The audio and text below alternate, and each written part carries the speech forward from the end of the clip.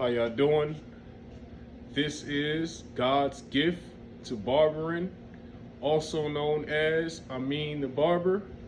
And I will be today giving my first lesson on what are the key components to being a good barber.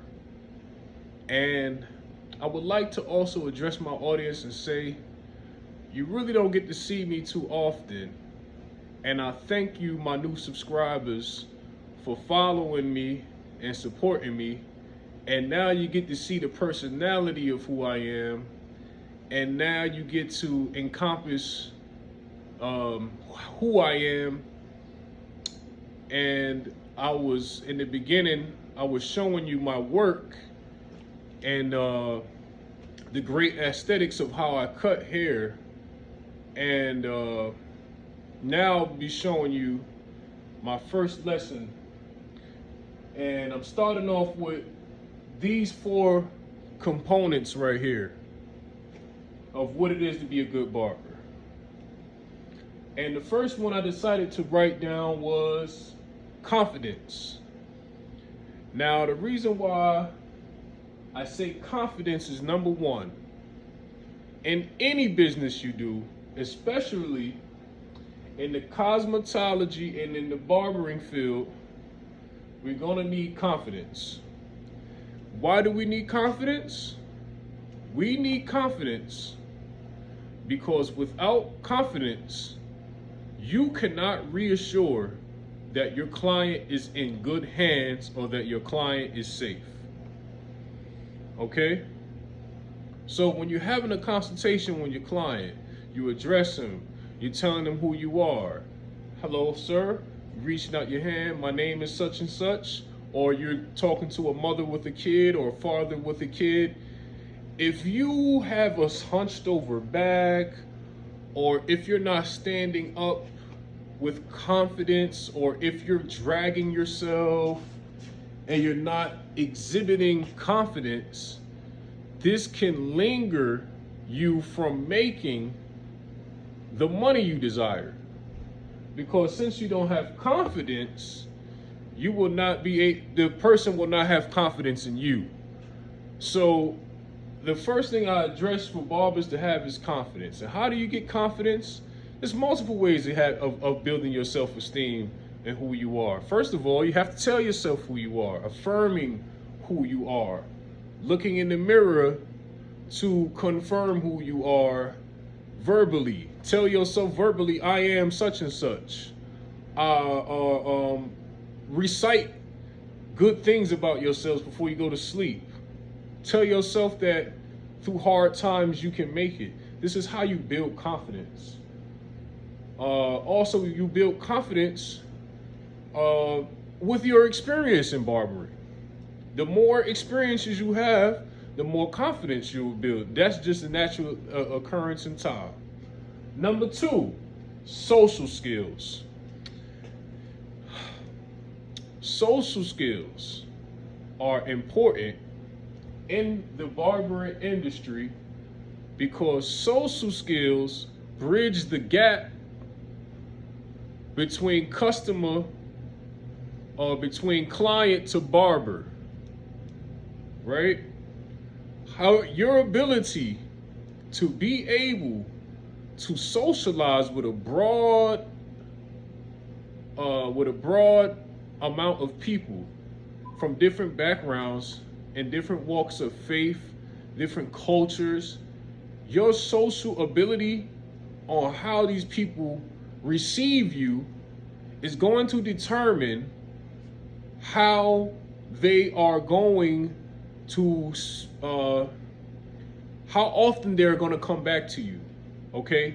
Now, notice that when I put the first 2 aspects of being a good barber, right? The first 2 aspects of being a good barber have nothing yet to do with cutting hair. And this is because cutting hair is not right at the forefront of your success. The haircut is the icing on the cake. It is who you are on the inside, which reflects outwardly, which is going to determine how people perceive you. Then, thus forth, in the near future, you will always become a better hair cutter. But what makes you a better barber is your ability to communicate and your ability to draw a great horizon and a great broad amount of people from different walks of life. How you communicate with people. Okay? Respecting people. Respecting people's ideas. Listening to people. Listening is a form of communication, if you don't understand. Audio understanding, listening to what your customers are talking about, being a beacon of light to your customers, okay? And being understanding, and because you are more than a person. You are more than a person with a pair of clippers. You are a counselor. You are a counselor. You are a psych therapist, not by certification, but in terms of the relationships that you build with people. These people are looking forward to seeing you so that they can share a part of their life with you, and some are not.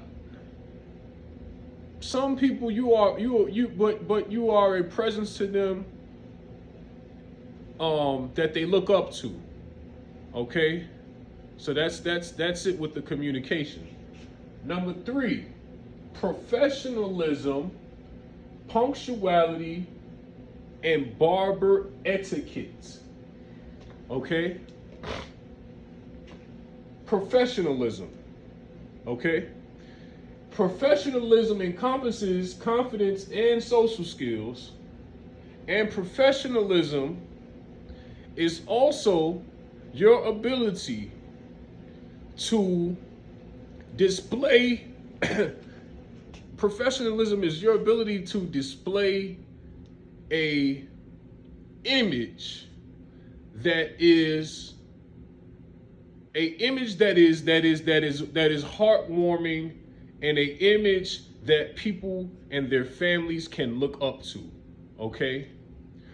So things that hinder people from becoming the best barber that they can become is professionalism. If you are not professional, you're always late to appointments.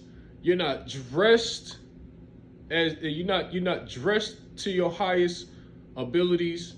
You're not smelling to your best. You're not smelling to your highest ability. You're not exhibiting your best character.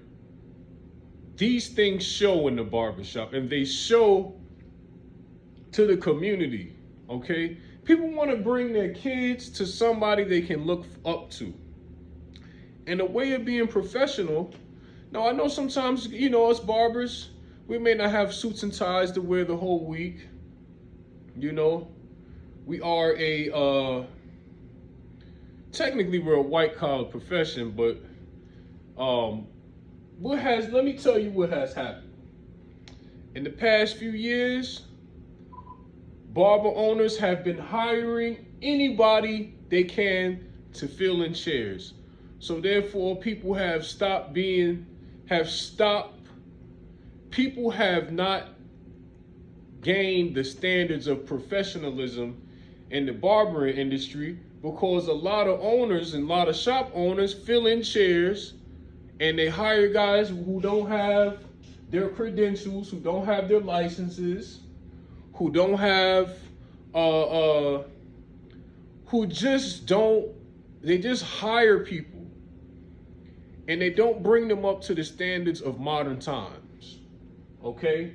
But whatever your case may be, whatever your credentials are, your professionalism and how you carry yourself, how you carry your voice, the conversations you pick, and As time progresses, you will know what conversations to spark with what customers.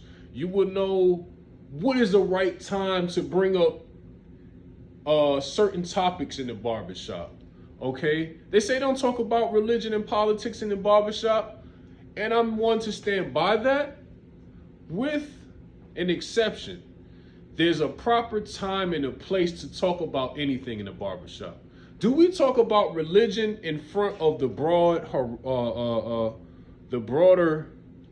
clientele?